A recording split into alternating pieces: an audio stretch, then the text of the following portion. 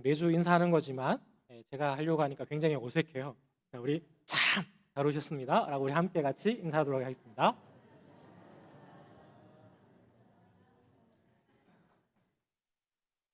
매주 수요일이나 주일 오후 때 이렇게 보긴 하지만 주일 이후 예배 때 그리고 본 예배 때 이렇게 또 보다 보니까 되게 어색하시죠? 네, 아직까지도 저도 살짝 어색합니다. 하지만 하나님 주신 은혜로 그 담대함으로 오늘 말씀들 우리 함께 잘 살펴보고자 합니다. 우리 방금 읽었던 이 말씀을 가지고요, 여호와께서 싸우셨더라라고 하는 제목으로 오늘 말씀을 함께 살펴보도록 하겠습니다. 오늘 이 본문에 나오는 이야기는 성경에 있는 많은 전쟁의 이야기 속에서 굉장히 손에 꼽힐 만큼 굉장히 우리에게 잘 알려져 있는 그런 기적의 역사입니다. 하지만 오늘 이 본문의 이야기를 문자적으로만 단어 그대로만 본다면요, 그럴 수도 있지라고 그렇게 생각이 들 만큼 그냥 우리 성도들에게는 익숙한 이야기지만 이 이야기를 조금만 과학적으로 이렇게 접근을 해보면요, 굉장히 무서운 이야기. 왜 제가 무섭다고 얘기를 하고 있냐면, 우리 서울과 부산 간의 거리가 한 453km 정도 됩니다. 그런데 우리 지구가요, 자전을 하고 있어요. 이렇게 혼자서 뺑글뺑글 돌고 있거든요. 이 속도로 서울과 부산 간의 거리를 똑같이 달린다고 계산을 했을 때 시간을 계산을 해보면 16분 20초가 나와요. 서울에서 부산까지요. 16분 20초. 이 지금 지구가 얼마나 빨리 돌고 있는지 이 짧은 이야기 속에서도 우리에게 보여주고 있는데요. 근데 이 지구가 단순히 자전만 하고 있는 것이 아니라 또 태양을 중심으로 공전을 하고 있습니다. 그런데 이 속도도 초속 29.8km, 1초 이 지나가는 시간마다요 30km가 툭툭툭 지나간다고 생각을 해보십시오. 근데 이 정도 빠른 움직임을 가지고 있는 이 지구가 여호수아의 명령으로요 멈춘다라는 생각을 했을 때 과연 어떤 일이 과학적으로는 벌어질까요? 단순하게 생각하면 이렇습니다. 여러분, 차를 100km로 막 달리다가요 갑자기 급브레이크 확 밟으면 차 안에 무슨 일이 벌어집니까? 100km로 달리고 있을 때는요 차 안에요 굉장히 고요합니다. 누구 하나 흔들리지 않습니다.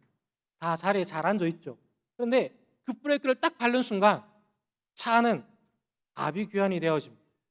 우리가 생각하기에 상상할 수 없는 일들이 벌어져요. 그런데 우리가 방금 들었던 그런 초속 463m 그리고 초속 29.8km의 이 속도로 달리고 있는, 돌고 날고 있는 이 지구가 멈춘다면 과연 그 다음에 벌어진 일들은 과학적으로 어떤 일이 벌어지게 될까요? 지구상에 있는 모든 존재가요 다 우주로 튕겨나갑니다. 멈추는 순간 벌어지는 일이에요. 이 지구 자체가요 부셔져 버립니다. 정말 무서운 이야기. 그런데 성경에서는요 이러한 기적이 일어났습니다. 그런데 이 기적의 이야기 속에 우리가 만약에 성경을 봤는데요 그 여호수아의 고백 속에, 선포 속에 아모리 족속만 딱 모아서 우주 밖으로 탁 튕겨나갔다 이러면 그렇지 라고 우리가 쉽게 이야기할 겁니다. 그런데 전혀 성경에서는 그렇게 적혀 있지 않습니다. 그 명령에 해와 달이 멈췄습니다. 그리고 이스라엘은 그 밝음을 틈타 철저하게 그들을 공격하였던 이 아모리 족속을요 섬멸해 나아가는 일련의 과정이 우리가 오늘 읽었던 이 부분 속에서 언급되어졌던 이야기입니다. 그런데 이 여호수아의 믿음의 외침은 그냥 단순한 그가 가지고 있었던 믿음의 고백의 수준을 넘어서는 고백을 우리에게 보여주고 있습니다. 어떻게 이 여호수아는 이러한 결과들을 우리에게 보여줄 수 있었을까요? 그 이야기를 우리가 살펴보려고 하면요 우리가 오늘 읽었던 본문의 앞전에 나온 이야기들을 한번 되뇌어 봐야 됩니다. 이스라엘 백성이 가나안 정복 전쟁을 시작하고 여리고성에서 첫 번째 전쟁을 치렀습니다. 그 결과는 어땠습니까? 철저한 이스라엘의 승리였습니다. 이 전쟁의 방법은 이랬습니다. 하나님 앞에 먼저 아뢰습니다. 하나님, 이 전쟁을 행하는 것이 맞을까요? 하나님께서 이스라엘 백성에게 어떻게 행할 것을 말씀해 주셨습니다. 그 말씀에 따라 이스라엘 백성들이 행했을 때 그 결과는 여리고성의 철저한 승리였습니다. 그런데 이 승리로 이스라엘 백성의 마음이, 이스라엘의 백성들의, 사람들의 생각이 어떠한 모습들로 바뀌어졌을까요? 정말 승리로요, 막 격양되어져서 고치되어졌다라는 이 말의 의미가 정말 그들의 모습 속에서 나타났을 겁니다. 다 흥분해 있었을 거예요. 하나님이 우리와 함께함에 우리가 이런 승리를 거두었다. 그리고요, 그 다음 전쟁은 아이성의 전투입니다. 이 아이성이라고 하는 성은 우리가 그 이름을 듣고 자꾸 우리 한국말로 생각을 할 때요, 정말 아이성 하니까 잘못 이야기합니다. 이 아이성의 본 뜻은요, 혼돈이라고 하는 그러한 뜻을 가지고 있는 성입니다. 그런데 이 아이성이 가지고 있었던 전투력은 여리고성과 빗대어 견줄 만큼 굉장히 강력한 군대를 가지고 있었고 강력한 성을 가지고 있었습니다. 그럼에도 이스라엘 백성 마음속에서는요, 더 강하고 더 큰 여리고성을 우리가 이겼으니 아이성 이 정도야 우리가 이길 수 있지 않을까 하고 교만한 마음으로요, 하나님 앞에 아뢰지 않았습니다. 하나님의 음성을 듣지 않았습니다. 우리가 가서 전쟁을 치르면 이길 수 있을 거야 라고 합니다. 결과가 어땠을까요? 철저한 패전이었습니다. 그들이 철저하게 패전하고 그들의 마음이, 성경에서는요, 그들의 마음이 녹아내렸다라는 표현으로 그 당시 상황이 어떠한 상황인지를 우리에게 보여줍니다. 그런데 그 이후에 이 이스라엘 백성이요, 하나님 앞에 나와 회개하고 돌이켰습니다.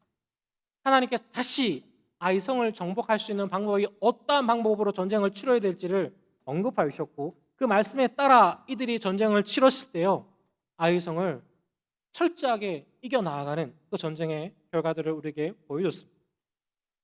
이 일 이후에 아모리 족속의 다섯 왕들이요, 이스라엘과 이 화친 조약을 맺었던 기브온 족속을 침공하기 위해서 연합군을 만들고 침공한다는 이야기를 이들이 듣게 됩니다.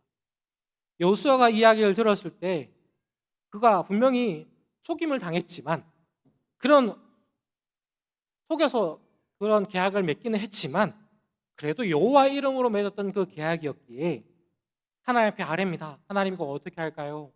하나님이 우리 8절 말씀에 이렇게 언급을 했습니다. 우리 함께 같이 한번 읽어보도록 하겠습니다. 함께 읽겠습니다. 그때 여호와께서 여호수아에게 이르시되 그들을 두려워하지 말라. 내가 그들을 내 손에 넘겨주었으니 그들 중에서 한 사람도 너를 당할 자 없으리라 하신지라. 이 말씀을 의지하여서 여호수아는요, 이 전쟁을 치러냅니다. 이 전쟁 가운데 철저하게 이스라엘이요, 승리하고 승리하여서 혁혁한 승리를 거두어 나가는 그런 역사를 우리에게 보여주고 있습니다. 그리고 11절 말씀에 보면은 이스라엘 백성이 스스로, 이스라엘 백성만이 이 아모리 족속과 싸웠던 것이 아니라요, 11절 말씀을 한번 띄워주시면 제가 한번 천천히 읽어드리겠습니다. 그들이 이스라엘 앞에서 도망하여 베토른의 비탈에서 내려갈 때에 여호와께서 하늘에서 큰 우박덩이를 아세가에 이르기까지 내리심에 그들이 죽었으니 이스라엘 자손의 칼에 죽은 자보다 우박에 죽은 자가 더 많았더라 라는 성경 구절이 11절에 기록되어집니다.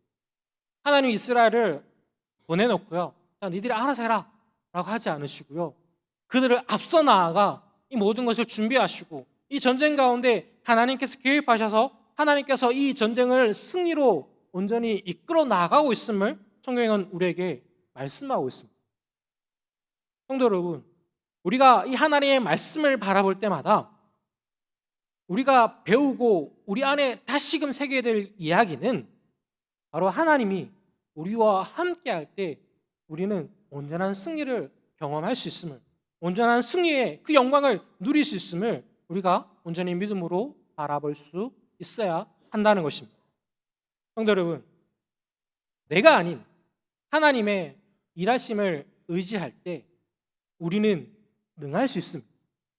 우리 이 땅의 믿음의 삶을 살아나갈 때요, 우리가 세상에 있는 사람들과 견주어 본다면 과연 우리가 가지고 있는 힘, 우리가 가지고 있는 능력, 우리가 가지고 있는 그 모든 것들을 다 견준다라고 봤을 때도 분명히 우리는 연약한 부분들이 더 많습니다.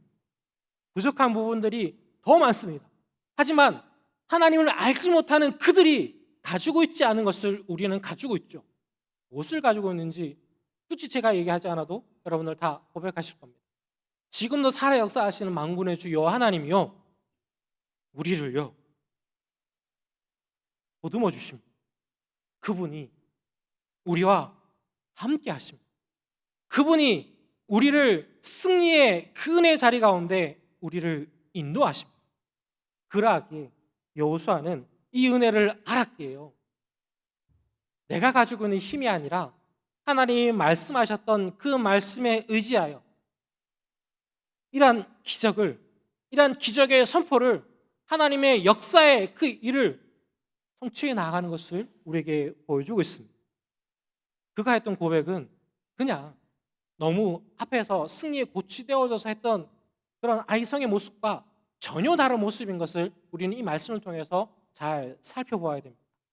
지금 이 당시에 이스라엘과 아모리 족속의 싸움은, 여러분들 아마 대부분 타이슨이라고 하는 그 복싱 선수가 얼마나 능하고 강한 선수였는지를 잘 아실 겁니다. 제가 몸집이 커요. 하지만 타이슨 앞에 보면은요, 아마 귀여워 보일 겁니다. 그런 그와 저가 싸운다면 누가 이길까요? 지금 나이가 많으셔가지고 지금은 제가 그렇게 하면 안 되죠. 그의 전성기 때 제가 눈앞에 쓴다면요, 저 몸이 얼 것 같아요. 그의 그 아우라가, 우리 흔히 얘기하는, 그와 싸워서 저는 이길 수 없어요. 근데 이스라엘과 아모리 족속과의 아모리 족속의 연합군과의 이 싸움을 비교한다면 이보다 더한 싸움입니다. 이스라엘에게는 도무지 이겨낼 수 있는 방법을 찾을 수 없었던 전쟁이 이 전쟁입니다. 참 이스라엘이 이런 전쟁을 많이 치러요. 하지만 이 전쟁 속에 분명한 것은 하나님께서 8절 말씀에 분명히 언급하셨던 것처럼 그때 여호와께서 여호수아에게 이르시되 그들을 두려워하지 말라, 내가 그들을 내 손에 넘겨주었으니 그들 중에서 한 사람도 너를 당할 자 없으리라 하신지라. 이 말씀이요, 여호수아에게 힘이었습니다. 능력이었습니다. 그의 군대의 자랑이었습니다. 그러하기엔 그는 이 말씀을 의지하여 나아갑니다. 하나님의 말씀을 의지하였고요, 하나님이 말씀하셨으니 그 말씀만을 따라 행할 때 이스라엘에게 승리가 허락되어 지기 시작했습니다. 우리가 믿는다라는 그 믿음의 고백을 우리 하나님 앞에 올려드린다면요, 분명한 것은요, 하나님께서 우리의 승리를 분명히 우리에게 허락하여 주신다는 거예요. 왜냐하면 우리 하나님이 이미 이 땅에 있는 가장 큰 마귀의 시험을 예수 그리스도의 십자가로 말미암아 철저하게 깨트려버리고 이기셨거든요. 승리하셨거든요. 우리에게 더 이상 우리의 발목을 잡을 수 있는 마귀의 시험은요, 존재하지 않습니다. 어떠한 미혹 가운데도, 어떠한 유혹 가운데도 우리는 예수 그리스도의 십자가만을 붙잡고 하나님의 그 영광만을 우리가 의지하기 시작한다면 우리에게는요, 마땅한 승리가 보장되어져 있고, 아니 이미 예수 그리스도께 승리하신 그 승리가 우리에게 허락되어서 있는 것을 우리는 믿음으로 바라보게 되어집니다. 여호수아는 하나님 말씀을 의지하였고 하나님 허락하신 그 은혜의 말씀을 따라 이 전쟁을 행하였기에 그는 12절부터 14절까지 이 말씀을 그는 고백할 수 있었던 겁니다. 우리 함께 12절에 14절까지 말씀을 아마 우리 천천히 함께 우리 같이 읽어보도록 하겠습니다. 함께 읽겠습니다. 여호와께서 아모리 사람을 이스라엘 자손에게 넘겨주시던 날에 여호수아가 여호와께 아뢰어 이스라엘의 목전에서 이르되 태양아 너는 기브온 위에 머무르라, 달아 너도 아얄론 골짜기에서 그리할지어다 하매 태양이 머물고 달이 멈추기를 백성이 그 대적에게 원수를 갚기까지 하였느니라. 야살의 책에 태양이 중천에 머물러서 거의 정일토록 속히 내려가지 아니하였다고 기록되지 아니하였느냐. 여호와께서 사람의 목소리를 들으신 이 같은 날은 전에도 없었고 후에도 없었나니 이는 여호와께서 이스라엘을 위하여 싸우셨음이니라. 할렐루야. 아멘. 이 믿음의 고백. 14절의 말미에 여호와께서 이스라엘을 위하여 싸우셨습니다. 라는 이 믿음의 고백을요, 우리는 잘 보아야 됩니다.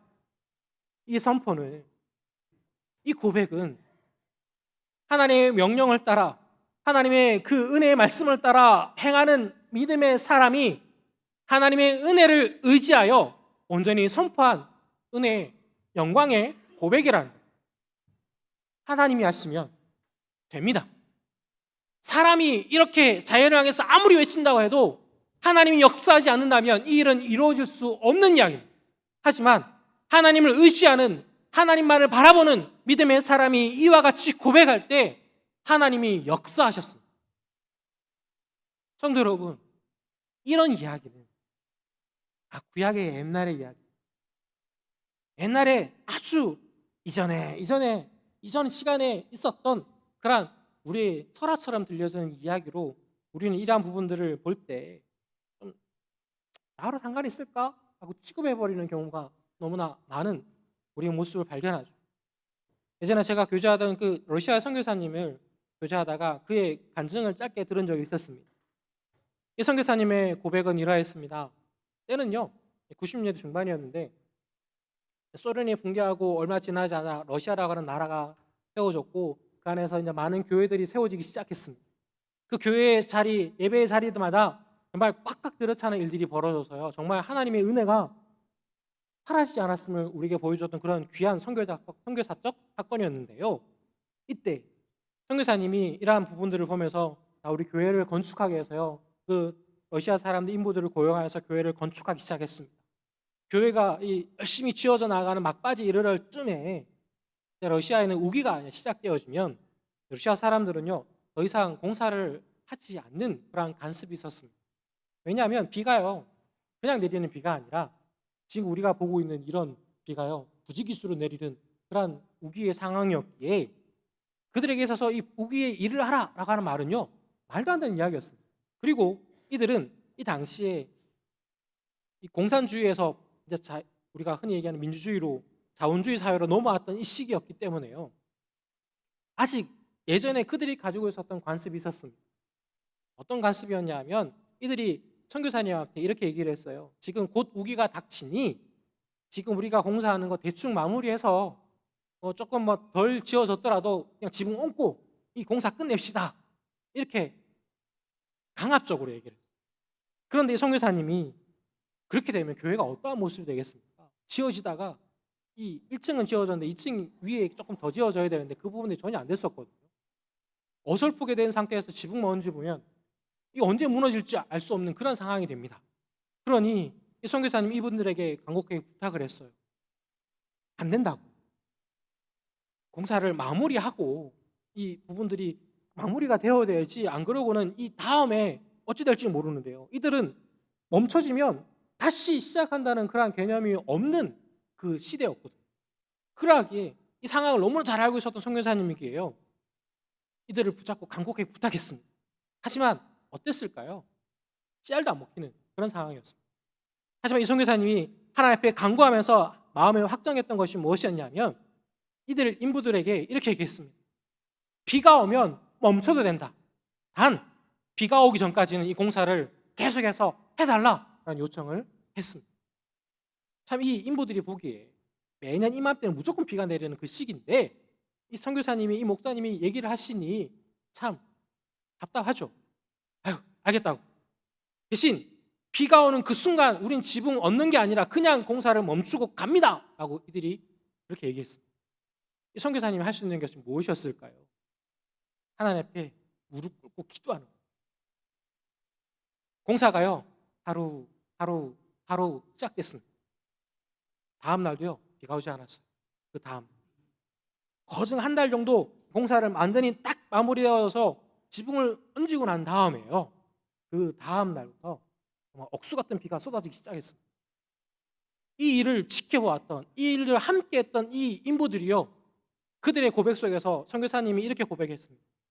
하나님이 살아 계시는군요. 이들이요 교회에 초청됐습니다.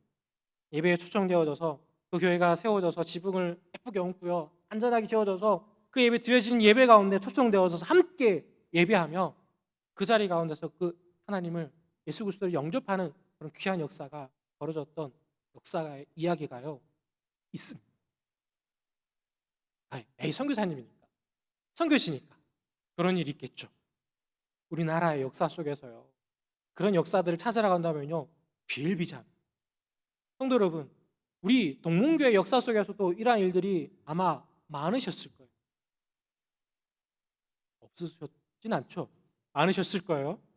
그 역사들을 우리가 다시 돌아보아도 하나님이 행하셨음을 우리가 고백할 수 있는 믿음의 역사가 얼마나 많은지, 우리의 믿음의 고백 속에서 우리가 끊임없이 하나님 앞에서 고백되어져야 될 이야기는 바로 하나님이 우리의 주인이시고 우리의 삶의 주관자이심을 우리는 단순한 말의 고백을 넘어 우리의 믿음으로 하나님 베푸신 그 승리를 쟁취하고 그 승리의 은혜 가운데 거하는 영광의 삶이 우리 그리스도인의, 우리 믿는 자의 믿음의 삶이 되어져야 됩니다. 우리가 그러한 믿음의 삶을 살아나가는 유일한 방편은 하나님을 의지하는, 하나님을 신뢰하는 것. 하나님 앞에 우리의 믿음의 고백을 담아 우리가 고백하였다면 그 다음에 우리가 해야 될 일은 무엇일까? 하나님 앞에 기도했어요. 하나님 뜻이 이루어지기를, 내가 원하는 내 뜻이 이루어지기를 이 아니고요 하나님의 뜻이 이루어지기를 기도했다면 그 다음은 우리는 그 뜻이 이루어질 때까지 하나님 앞에 기도하며 기다리는 거예요. 하나님은 우리의 간구를 잊어버리지 않습니다. 우리 사람이라고 하는 존재는요 너무나 쉬이 들었던 이야기들을 잘 잊어버립니다. 하지만 우리 주 하나님은 우리의 간구를 언제나 귀 기울이시고요 우리의 간구 가운데 그 귀 기울였던 그 이야기를 하나님이 보시기에 가장 합한 때에 하나님이 원하시는 그 은혜의 방법으로 성취해 내시는 분이 우리 주 여호와 하나님이십니다. 그 하나님의 은혜가 우리의 삶 속에서 날마다 고백되어지고 찬양되어지고 경배되어지는 그런 귀한 은혜가 우리 교회 모든 성도들의 믿음의 삶 가운데 충만하시기를 축복합니다. 우리 이수 속에서요 하나님이 행하셨습니다. 하나님이 승리케 하셨습니다 라는 이 입술의 이 믿음의 고백이 우리의 평생의 삶 속에 떠나지 않고 날마다 고백되어져서 하나님 베풀어 주신 그 능력으로, 그 은혜로 우리의 평생의 삶이 하나님의 은혜 가운데 충만하게 푹 젖어가는 그 은혜를 마음껏 누리는 우리 모든 성도님 되시기를 다시금 축복합니다.